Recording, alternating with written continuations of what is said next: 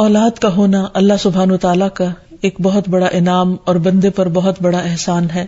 اسی لیے ہم دیکھتے ہیں کہ اولاد انسان کے لیے اگر نیک ہو تو راحت, رحمت, آرام اور چین اور آنکھوں کی ٹھنڈک کا ذریعہ ہوتی ہے.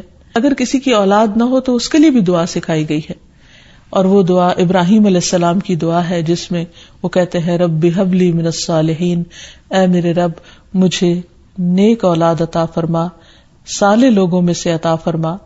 فبشرناہ بغلام حلیم, تو ہم نے اسے ایک بردبار بیٹے کی بشارت دی. یعنی اللہ سبحانہ وتعالیٰ نے ان کی دعا سن لی, اور یہ دعا بہت عرصے کے بعد سنی گئی تھی لیکن بہرحال سن لی گئی.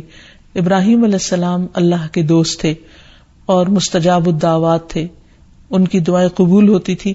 لیکن یہاں یہ بات بھی پتہ چلتی ہے کہ دعا کی قبولیت کا مطلب یہ نہیں کہ جس وقت انسان منہ سے کوئی بات نکالے اسی وقت پوری ہو جائے.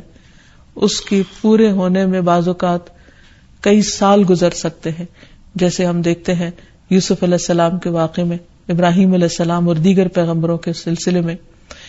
اور پھر ہم اس بارے میں یہ بھی دیکھتے ہیں کہ جس طرح ابراہیم علیہ السلام کی دعائیں قبول ہوئی تو انہوں نے اپنے رب کا اس پر شکر بھی ادا کیا اور فرمایا الحمدللہ الذی وہب لی علی الکبر اسماعیل و اسحاق ان ربی لسمیع الدعاء, کہ اللہ کا شکر ہے جس نے مجھے بڑھاپے میں اسماعیل اور اسحاق جیسی اولاد دی, بلا شبہ میرا پروردگار دعائیں سننے والا ہے. اور حقیقت یہ ہے کہ اللہ تعالیٰ پیغمبروں کی بھی سنتا ہے اور پیغمبروں کے علاوہ باقی لوگوں کی بھی دعائیں سنتا ہے.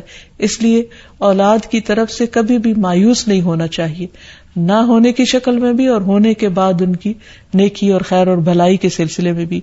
اور اس میں ہم دیکھتے ہیں کہ زکریا علیہ السلام کی بھی اولاد نہیں تھی تو وہ بھی بڑھاپے تک مایوس نہیں ہوئے اور دعا مانگتے رہے. اور اس سلسلے میں آتا ہے کہ وہ جب دعا مانگتے تو کہتے رب ہب لی من لدنک ذریۃ طیبہ انک سمیع الدعاء, کہ اے میرے پروردگار تو مجھے اپنے پاس سے نیک اور پاکیزہ سیرت اولاد عطا فرما, تو ہی دعا کا سننے والا ہے. یعنی پیغمبر ہمیشہ صرف اولاد کی دعا نہیں کرتے بلکہ نیک اولاد کی دعا کرتے ہیں. دعا ایسی چیز ہے جو انسان کی تقدیر کو بدل دیتی ہے. عام طور پر ہم اپنے خاندانی زندگی میں, گھریلو زندگی میں جب پریشان ہوتے ہیں تو ہم سمجھتے کہ شاید یہ مشکلات زندگی کا حصہ ہیں اور ان میں کبھی کوئی تبدیلی نہیں ہو سکتی. حالانکہ اللہ سبحانہ وتعالیٰ کے لیے کسی بھی چیز کو بدلنا کچھ بھی مشکل نہیں. بعض اوقات ہمیں شیطان یہ وسوسہ ڈالتا ہے کہ یہ چیز تمہاری تقدیر میں لکھ دی گئی تھی اس لیے اب اس سے کوئی نجات کا راستہ نہیں. حالانکہ حدیث میں واضح طور پر آتا ہے, رسول اللہ صلی اللہ علیہ وسلم نے فرمایا کوئی چیز تقدیر کو بدل نہیں سکتی سوائے دعا کے, اور کوئی چیز عمر میں اضافہ نہیں کرتی سوائے نیکی کے. یعنی اگر انسان دوسروں کے ساتھ خیر و بھلائی کرتا رہتا ہے تو یہ چیز اس کے عمر میں اضافے کا ذریعہ بنتی ہے.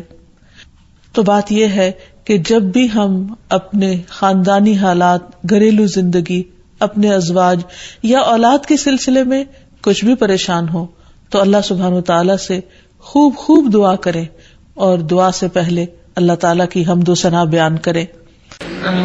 نا امید نہ ہو, اللہ سے اچھا گمان رکھیں اور وہ دعائیں پڑھتے رہیں جو حضرت زکریا علیہ السلام نے اور پڑھی تھی, لم اکن بدعائک ربی شقیہ کہہ کے, پھر اس کے بعد ربی حب لی من لدنک ذریۃ طیبہ. اور صالح اولاد کی دعائیں جو ہیں وہ ایک کارڈ کی شکل میں بھی اللہ تعالیٰ نے چھاپی ہوئی ہیں. اور اس کے علاوہ استغفار, سورۃ نوح میں اللہ تعالیٰ فرماتے ہیں نا کہ وَيُمْدِدْكُمْ بِأَمْوَالٍ وَبَنِينَ, کہ اگر تم استغفار کرو گے تو تمہیں مال اور بیٹوں سے نوازوں گا. تو دعائیں کرتے رہیں, علاج بھی کرتے رہیں, اور اگر پھر بھی نہ ہو کچھ تو ایک ایک دعا کا اجر انشاءاللہ آخرت میں ملے گا. اور دنیا میں مومن کو کوئی بھی جو محرومی ہوتی ہے اللہ سبحانہ وتعالیٰ آخرت میں اس کا بہترین نعمت بدل عطا کرے گا.